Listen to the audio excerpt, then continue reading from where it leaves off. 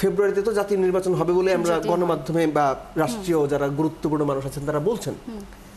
ধরেন গণমাধ্যমের খবর অনুযায়ী বা সবকিছু ঠিক থাকলে যদি নির্বাচনটা সঠিক সময় হয় ফেব্রুয়ারিতেই, কোনো না কোনো একটা দল তো ক্ষমতায় আসবে তো। তারা এসে যদি মনে করে ভাই বুলবুল ভাই আমার পছন্দের লোক না, আমি রাখবো না, কি করবেন আপনি? ঠিক যেভাবে ফারুক ভাইকে সরিয়ে দেওয়া হয়েছিল এক্স্যাক্টলি সেম ভাবে বুলবুল ভাইকে সরিয়ে দেওয়া হবে। There is no exception. তারা বাংলাদেশে আমরা প্রায় একটা কথা বলি যে খেলার সঙ্গে রাজনীতি মেলাবেন না।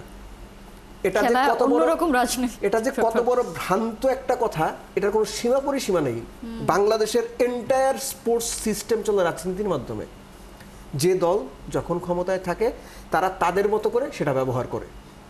আপনি বাংলাদেশ ক্রিকেট বোর্ডের প্রেসিডেন্টের নামগুলোর দিকে তাকান না, হাতে গোনা 2-1টা ব্যতিক্রম বাদ দিলে সবাই রাজনৈতিক লোক, কেউ কেউ এমপি মন্ত্রী পর্যন্ত ছিলেন। পয়েন্ট ইজ, যে সরকার ক্ষমতায় আসবে তারা কি বুলবুলকে কন্টিনিউ করতে চাইবে? তারা যদি মনে করে যে না, উই হ্যাভ বেটার ক্যান্ডিডেটস আর better candidate than Aminul Islam Bulbul, যে আমাদের রাজনৈতিক মতাদর্শের লোক, যিনি সরাসরি আমাদের রাজনীতির সঙ্গে সম্পৃক্ত বা রাজনৈতিক সংগঠন চালানোর ডোনার বা ধরুন এমপি মন্ত্রী, তাকে আমরা বিসিবি প্রেসিডেন্ট হিসেবে চাই। কি হবে? ঠিক যেভাবে ফারুক ভাইকে সরানো হয়েছিল, এনএসসি কাউন্সিলরশিপটা উঠাই নেবে, ওনার ডিরেক্টরশিপ, প্রেসিডেন্টশিপ, মানে যেভাবে এসছে সেভাবেই 5 মিনিটে নাই, নতুন কেউ আসবে ঠিক একইভাবে বাংলাদেশ ক্রিকেট বোর্ডের প্রেসিডেন্ট হয়ে যাবে।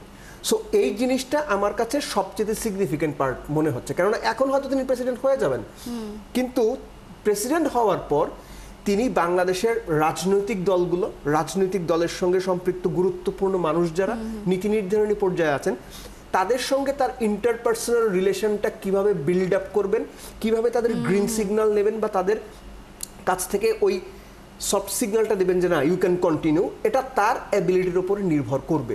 এই মুহূর্তে সেটা কি অবস্থায় আছে সেটা আমার পক্ষে বলাটা মুশকিল, তবে আমি নিশ্চিত আমিনুল ইসলাম বুলবুল এটা খুব ভালো জানেন বা বুঝতে পারেন, he is smart enough person. So তার জন্য বিসিবি চালানোর চাইতে টিকে থাকার জন্য রাজনৈতিক দলগুলো বা তাদের নীতি নির্ধারণী পর্যায়ে একটা আলোচনা বা তাদেরকে আস্থায় নেওয়াটা বোধহয় বেশি চ্যালেঞ্জিং হতে যাচ্ছে।